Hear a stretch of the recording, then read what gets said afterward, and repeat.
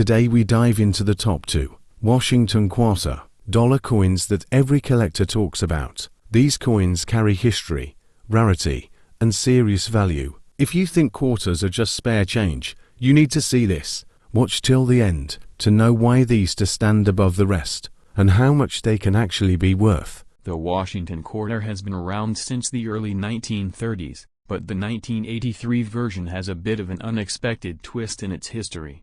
It wasn't a low mintage year in terms of sheer numbers, far from it. In Philadelphia alone, more than 673 million were struck, and in Denver, about 618 million. On top of that, there were a few million proofs struck in San Francisco for collectors. So, you'd think with numbers like that, the year wouldn't matter much.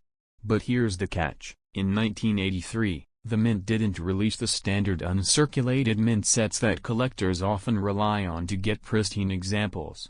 That meant the vast majority of 1983 quarters went straight into circulation, clinking around in cash registers and pockets from day one. Why does that matter? Because over the decades, coins in circulation get banged up. They pick up scratches, lose their luster, and get worn down. For collectors, condition is everything.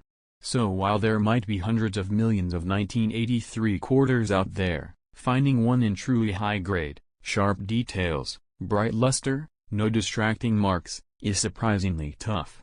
And when supply gets tight for top quality examples, prices go up. So what kind of value are we talking about?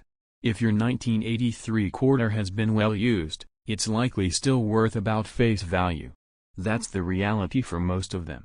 But if it's uncirculated and has been preserved in great shape, you could be looking at something much more interesting. Coins graded in the lower uncirculated range, like MS-63, might sell for a handful of dollars. Move up to MS-65, and you could be in the $40 to $60 range. MS-66 or MS-67 examples? Those can easily go into the hundreds, sometimes higher if they're especially nice and attract competitive bidders. And that's without even talking about errors, because this is where the potential jumps from nice little bonus to wow, that's a payday. Minting errors can happen in all sorts of ways, and they fascinate collectors.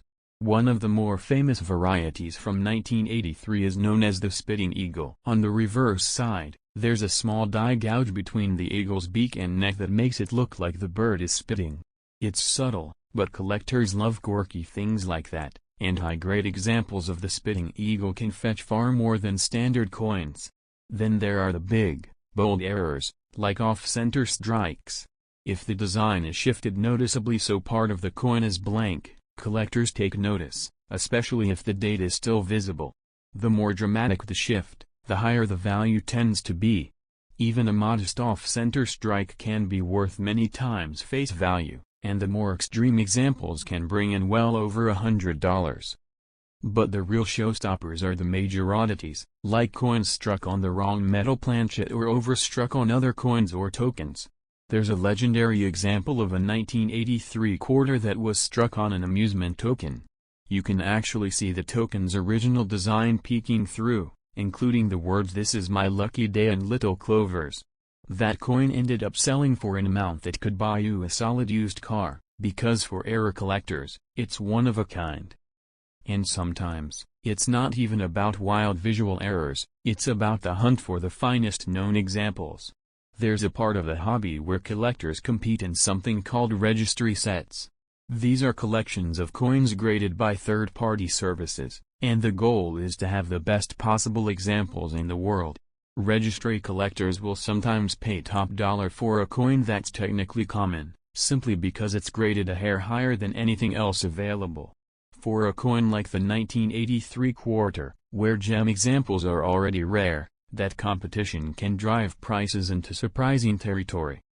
Now, let's get practical. If you have a 1983 quarter and you're wondering if it's worth anything, the first thing to do is check the mint mark. It's a small letter on the obverse side near Washington's ponytail. A P means Philadelphia, a D means Denver, and proofs will have an S. In certain grades, one mint might be more sought after than the other, but both have their desirability in high grades. Next, look closely at the condition. Hold the coin under good light and tilt it back and forth. Does it still have that original mint luster, that bright, cartwheel-like shine? Or is it dull from wear? Check the high points, Washington's hair above his ear, the tops of the eagle's wing. These are the first places to lose detail when a coin circulates. If you think yours looks sharp, compare it to pictures of graded coins online to get a rough idea of its condition. But if you really suspect you've got something exceptional, you might want to send it to a professional grading service like PCGS or NGC. They'll assign it an official grade and seal it in a protective holder, which adds credibility and often boosts the selling price. Once you know what you have, you've got a decision to make: keep it for your collection or sell it. If you decide to sell, you've got a few options. eBay is one of the biggest platforms for coin sales, and it gives you access to a global audience. Just remember to search for sold listings, not just active ones, to get a realistic idea of what your coin might bring.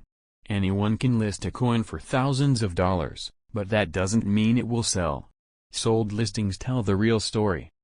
For truly exceptional coins, like high-grade examples or rare errors, you might want to consider a coin auction house. They specialize in marketing coins to serious collectors, and they can sometimes get you a better price than selling directly online. On the other hand, if your coin is nice but not a world beater, you might do better selling it yourself and avoiding the auction fees. When you list your coin, presentation matters. Use clear, well-lit photos that show both sides, plus close-ups of any interesting details or errors. Next up, the 1972 Washington $quarter may look ordinary, but when you explore its history and the way collectors value it, you begin to realize why this coin is more than just 25 cents. If you stay with me until the end of this video, we'll learn the different ways this coin is valued on online platforms and auctions, and you will see why some of these quarters have sold for surprising amounts.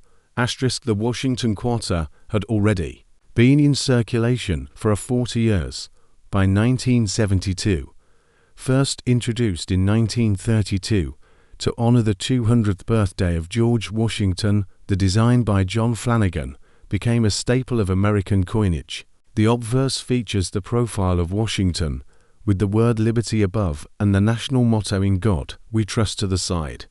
The reverse shows the eagle perched on a bundle of arrows with olive branches below, a strong and classic symbol of the United States. By 1972, the design had become so familiar that most people hardly gave it a second thought. Yet 1972 was an important year for the quarter. The United States had moved away from silver coinage only a few years earlier. From 1965 onward, quarters were struck not in 90% silver, but in a copper-nickel-clad composition. That meant that the 1972 quarter was part of the new era of modern base metal coinage. Millions were produced for circulation, and at first glance it might seem like there is nothing special about them. But collectors know to look deeper. The mintage numbers for 1972 were enormous.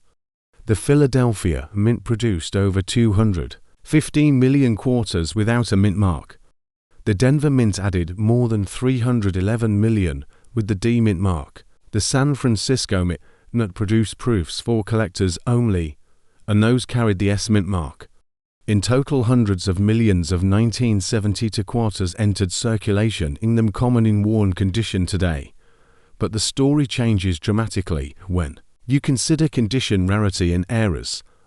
Most people who come across a 1972 quarter see a coin that has been used heavily for decades. It might have scratches, dull color, or worn down details. These circulated coins usually do not bring much premium.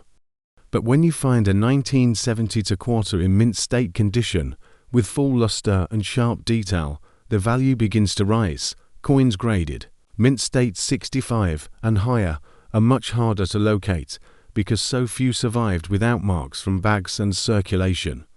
Collectors pay close attention to strike quality and surfaces, and that is where the difference in value becomes clear. The Denver Mint issues are abundant, but sometimes show weaker strikes, which affects desirability. Philadelphia coins without a mint mark, new one as well. But again, high-grade examples are much scarcer than the raw mintage figures suggest. The San Francisco proof coins are a different story.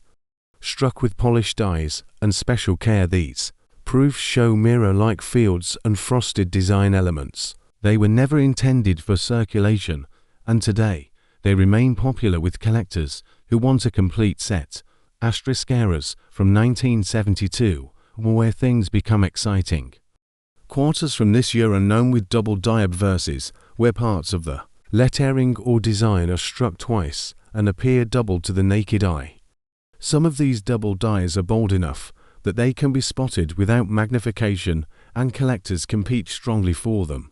Off-center strikes are another dramatic error, where part of the design is missing because the blank planchet was misaligned. Depending on how far off-center the coin is, the value can climb sharply. There are also clipped planchet errors where a portion of the blank metal is missing before striking, leaving a curved bite-like shape in the finished coin. Each of these errors is rare and adds significant value to the otherwise common 1970 quarter.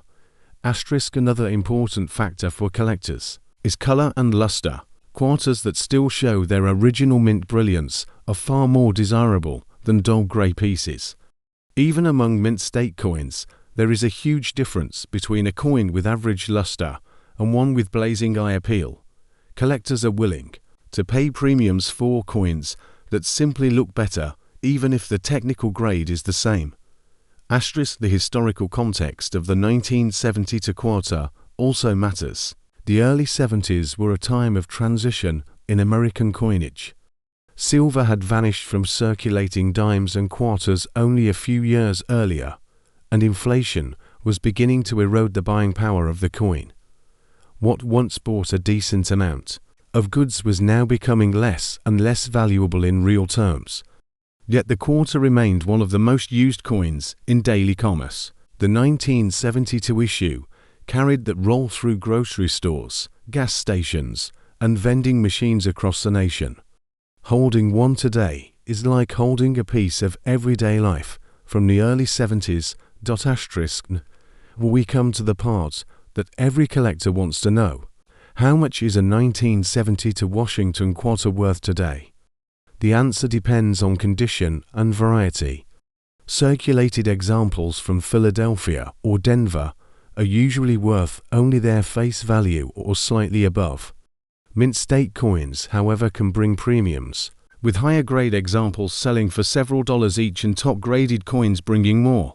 Proof coins from San Francisco typically sell for a few dollars, but pristine deep cameo proofs can fetch much higher prices. Errors are where the biggest jumps occur. A bold double die or a dramatic off-center strike can sell for hundreds of dollars and in some cases even more depending on demand.